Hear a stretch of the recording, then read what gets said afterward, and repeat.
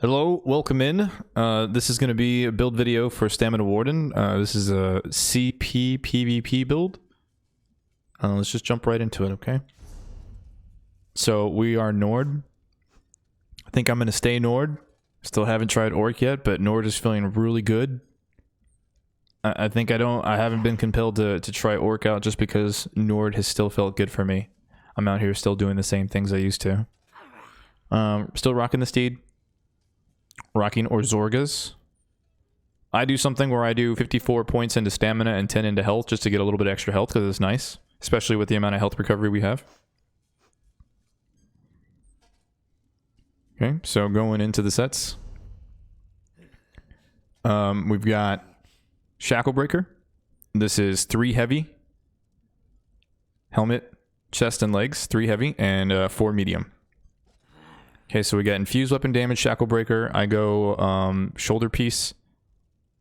I think chest and legs.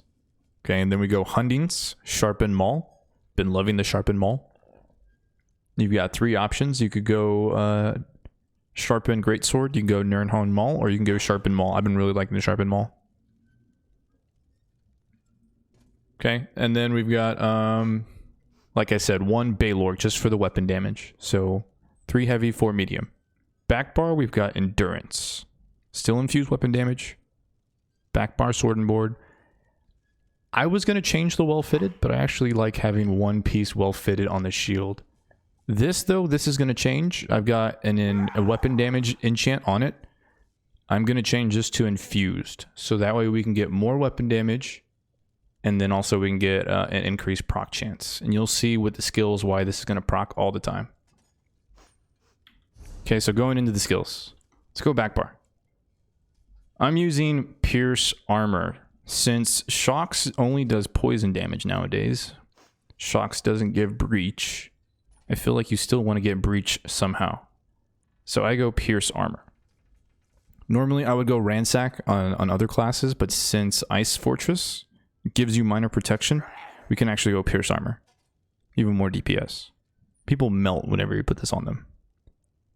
Okay, so Resolving Vigor, Bull Netch, Ice Fortress, Leeching Vines. Very nice. Okay, you want Leeching Vines. Pure Stamina, Leeching Vines. And then we go Healing Thicket. Been using Healing Thickets. Great.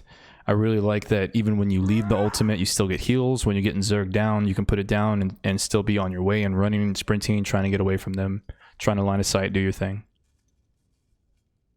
Okay, front bar, I've got Dizzying Swing, Sub-Assault, Bird of Prey, Forward Momentum, this is what I use to get away from snares, and Executioner.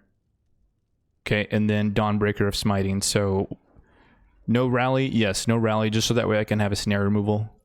My oh shit heal is Healing Thicket.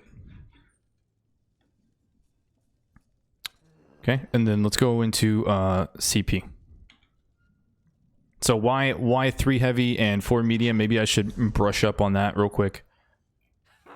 So your passives nowadays, most of you guys probably know, but you don't have to have 5 out of 5 to get some of these bonuses. So having 3 heavy and 4 medium is probably the best way to balance out all the passives and get the most out of it. I've been loving 4 medium, 3 heavy. That's probably here to stay. Oh, you know what? I've been doing something for all my builds. I've been showing the rotation for all these classes, and I should probably do that yet again for this class. I should have thought about that earlier. Apologies. Let's see if we can find an ad real quick.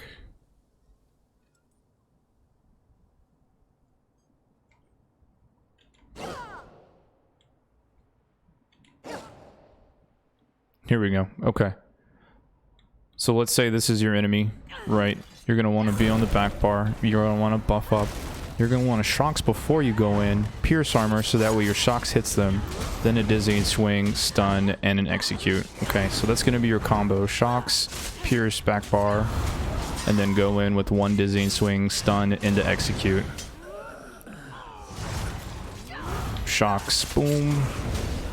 But you're definitely going to want to Shocks before, just because Shocks goes off twice now. So Shocks, Piercing Armor, or buff. Let Shocks go off again. Boom, maybe one more time, get another vigor off. We can get ready for an ultimate that time. Okay, so that's going to be the rotation. And then let's finish it off with the CP. All right, for CP, I pretty much rock the same CP on a lot of these classes. I've been using it, and I like it. This has been feeling really good for me.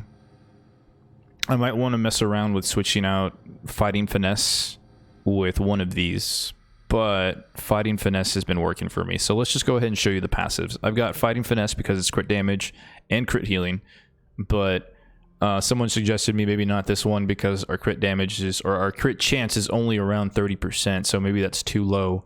So I'll mess around with it. I like how you get a 2-for-1 in here. I like how you get healing and damage. So it's really hard for me to pass that up. But I might check out Deadly Aim. Okay, so but for right now, we've got Fighting Finesse, Untamed Aggression, 100%, just free 150 weapon damage, yes. And then this is where I go balanced, okay? I go Enduring Resolve, reduce dot damage, and then I go Duelist Rebuff, reduce single target damage. It's been working for me. I make sure I get those two. I don't have enough CP for everything, so I just make sure that I can get 50 into those passives, and then I come over here to the purple ones, and then I fill these out. So as much healing taken as I can get, as much reduced martial damage, and as much reduced magical damage as I can get. And then I come over here to this purple one and I fill it out also. As much pen, as much battle mastery, and then eventually I'm going to max out mighty. This is where it's going to be at for me. Just not enough CP just yet. I'm at like 1331. Okay, so that's for the blue tree. See, eventually I'll max these out too, but I don't have enough CP.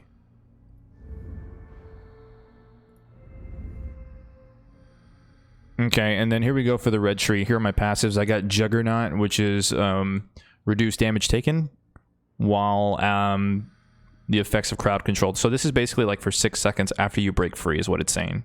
You get reduced damage, 10% damage reduction.